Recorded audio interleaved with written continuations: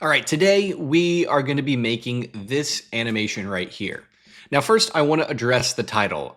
For some, definitely looks like clickbait, but for me, this is genuinely how I feel about this brand new feature that Blender just released. It's not glamorous, it's very boring, and it's the brand new bevel node in geometry nodes. Before 5.2, if you wanted to have an object in geometry nodes that has a bevel, you have to make it externally and then drag it into geometry nodes, and then you can use it as an instance.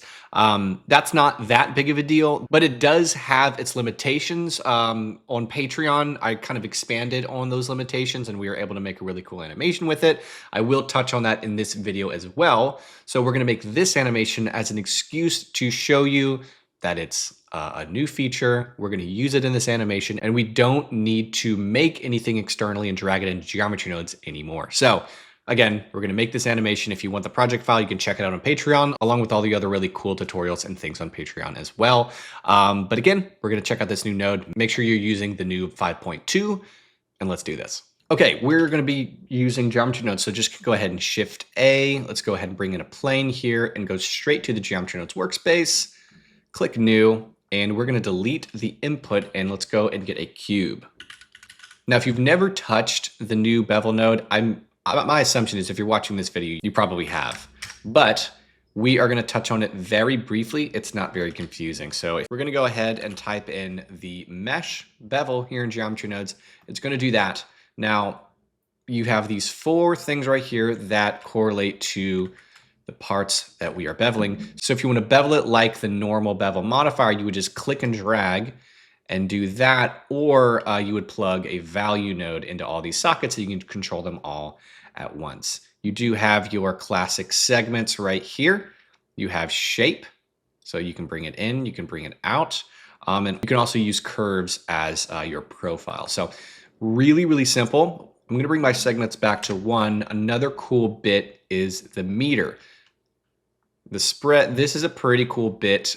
In that animation I mentioned that's on Patreon, that bit that's moving is me animating the meter. Mitter? I think it's mitter, it's not meter. I don't know. But you can animate it in some really, really cool ways. And so let's say I take this. I do want to talk about one more feature before we make the full animation. So let's go ahead. Let's get another bevel node. Let's say you made this sort of abstract kind of hard surface shape. I want to bevel it. So you can just put another mesh bevel on it and go, okay, cool. I want to do something like this and then bring up my segments. Now that looks nice. I'm going to bring this up a little bit higher. One thing you have is these selections. So you have this. So if you get a delete geometry, set it to faces, you can actually see what it's doing. So if you plug the top one vertex face into the selection, you're getting it to delete these little corners. Edge face kills those guys right there. And then outer edge is my favorite, which we did. This one's really cool because if you do this sort of double mesh bevel situation, you get a really cool kind of wireframe situation I like. And then mid edge, don't know what it does. Someone's gonna have to tell me what that does. But if you use this quick little setup, you get something pretty sweet like this. I think it's awesome. So that is your very quick, very basic overview of a very basic feature. I'm going to go ahead and take my cube and bypass all of these.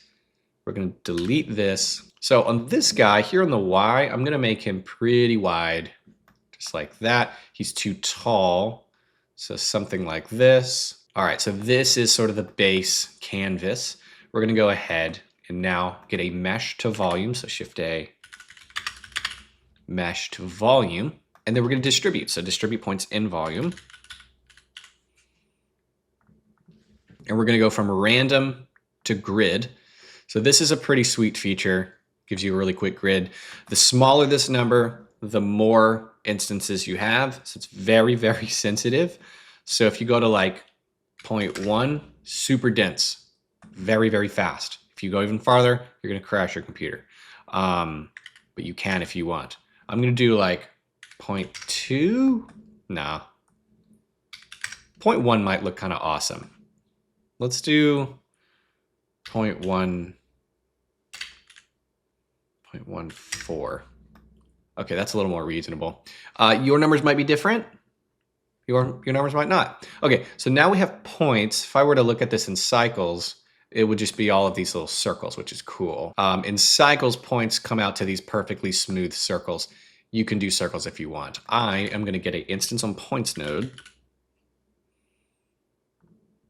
Plug it here, get a cube. And this is the point where we don't have to make anything externally. So we can get a cube, plug it into the instance, and then click and drag it on the X, Y, and Z to scale it down a little bit. Another quick tip, this is kind of hard to look at. Right here in your viewport, you can turn on cavity and outline, and it makes it a little bit easier to look at. Now, these cubes would need to be beveled in order to, to look a little better. I'm going to try to get their size to be right where I want it to be. So again, we just get a bevel node, mesh bevel. We're going to give them all 0.02. Give them a few segments. Let's do 0.01. There we go. I'm going to give them 3 segments, and we can do a set shade smooth to finish it out. And again, and it's all of its beauty, we got to do all of this in geometry nodes. So that's the whole point of today's video, us to look at this and have some fun and celebrate this victory. Now, all of the fun animated parts are going to come from the scale. So let's get a color ramp and a noise texture. I get made fun of sometimes for using color ramps. I know you should probably use a map range. I just love the color ramp. Let's use a noise texture, and then go ahead and plug your factor into the color ramp. So if you bring the white portion in, it's going to scale these guys back to their full scale. White, fully white, is a value of 1. So that's going to give them back to their main spot. And you can bring this in and start to scale out. Now this is kind of ridiculous.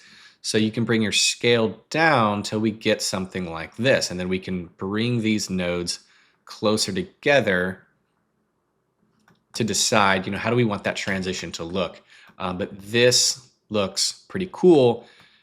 My advice from a design perspective is try to get it to where there's moments in this model where there's these big, long, flat sections, because the lighting will cast across it and it will look really cool. So try to have a balance of like these big parts where the noise is eating through the cubes, and then big flat portions. Anything in between that probably looks fine, but it could look better. So that's my design advice for your choices. Let's go ahead and get this texture to move. So in geometry nodes, you have to kind of custom make your own mapping setup. So get a position node, plug that into the vector, and then get a vector math node. This is basically a position. So now we have this. You can move it like here. So if you look at this, and then you can do the opposite direction. We are going to animate this here, but we're going to make it loop, and that's a little bit more tricky. It's a video. I actually talked about this trick in a video a few days ago, which apparently is not novel. This trick, it was novel to me. So let's take these 3 guys here. Let's go ahead and loop this animation first, and then we can light it, and we can be on our way. So let's get a mix color node right here. If you take these 2 guys, just duplicate them, plug that position in the top vector, and again, make sure you plug factor, not color, back into it. So let's bring this factor to the left, and then in your preferences in the animation, be sure you are on linear, otherwise it will not loop. And we want this to loop because loops are cool. So let's go ahead, decide your settings now. In fact, decide your settings before you do this duplicating. I'm happy with my settings here, so I don't need to duplicate it. But go ahead and decide how you want it to look. You can edit the color ramp literally whenever, because there's just one. But these noise textures need to be exactly the same. Okay, let's go back, hover over here in the timeline and go back to frame 0. I'm gonna hit I on this add, I on the factor, go to the end of the timeline, bring this over, hit I, and then I'm going to give this a value of 25. Hit I. There we go. We'll go to the end of the timeline and then hit I on this add. go back to frame 0 and do -25. Let's make sure that loops. It does. So there we go. Now we have this sort of like rain, sort of an abstract interpretation of rain, if you want to look at it kind of pretentiously. Before we finish this out with lighting, I want to add one little element in as just sort of a design, as kind of a design choice. I'm going to give myself a little bit more space in the color ramp. There's not enough like gaps. There we go. Cool. So what I want to do is just get a bunch of like lines cutting through it. So what I'll do is I'll get a join geometry. I'm going to do this a bit quicker. You don't have to do this part if you don't want to. So we'll get a join geometry, and first let's get a grid. We'll plug this grid right here. You can see he showed up right there in the middle. So wherever your anchor point is, that's where he's going to be. Well, not technically, but I didn't move my anchor point. And then we're going to get a transform geometry node and rotate it. Looks like it needs to be rotated on the X by 90 degrees, and then scale it up until he kind of peeks out the top. So right about there. And then if I look at the wireframe view here in the vertices of the grid, you can start adding some vertices. This is not going to be an exact science. In a perfect world, they would line up with all the cubes, but we're going to delete stuff anyway. Okay, so give myself some space. We're going to get an instance on points node. And we are going to instance a cylinder. So let's go ahead and give myself some space. We'll plug this into the instance. And then we need to rotate it on the X by 90 degrees. Radius needs to come down to 0.01. So now we have all of these guys. And then the depth, just get it to scale the whole thing. So now we have this, which is overwhelming. So one thing I'm going to do just to make this look a little bit more balanced is delete some of them. So we're going to get a delete geometry, and we can tell it to delete the instances because we instanced all of these cylinders. So if you get a random value node and you set that to Boolean, you can tell it to delete just the instances. You're not deleting faces because then that would look bad. So you can bring it down till you just get a couple of these, and it kind of anchors this whole thing. And I think it makes it look really cool. So now we're done animating and modeling. Now we can light it. Now the lighting is really simple, but it's super beautiful. So let's go back to the layout. I'm gonna hit the tilde key. It's right in front. It's right above the tab key. I'm gonna go to the right here. I'm gonna hit Shift A and get my speaker. Did I say speaker? I meant camera. I'm gonna hit G and middle click. And then I'm going to set my composition. So something like this, and then like this. Now the reason I'm making this choice is because we're gonna have a big light here at the back. So I want to have a light that sort of casts across the bottom whenever it has these flat moments like this right here. And then we'll have a big accent color light right here. And so the lighting is super simple. We're gonna get I'm gonna hit Shift A and get a plane. I'm gonna hit R, Y, 90. And then we're gonna move it back a little bit to something right here and then scale it just like that. So I'm gonna be using cycles to view this.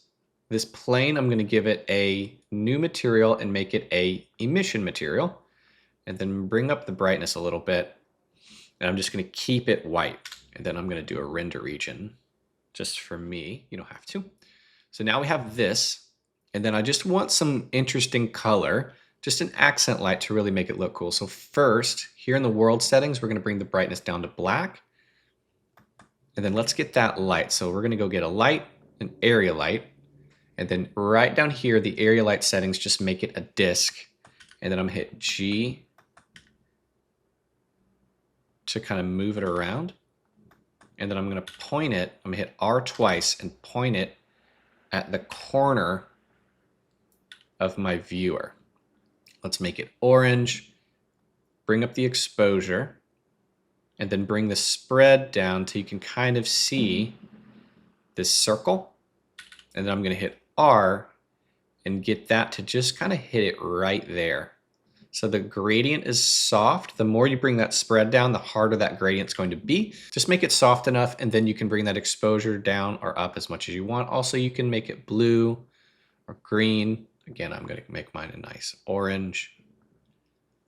And we are totally done. Now, from a rendering standpoint, if you go here to the camera icon, you can really crunch this. Make sure your caustics are off here, and you bring your transparent down, your volume down, your transmission, keep everything else at 1. So all of these down to 0. And then I'm going to turn on my denoiser. I'm going to make sure denoise is on and 300 on the samples. And render's pretty quick with those settings. For me, that was 3 seconds on the render. So if there is any noise or there is any weirdness, I have some flexibility.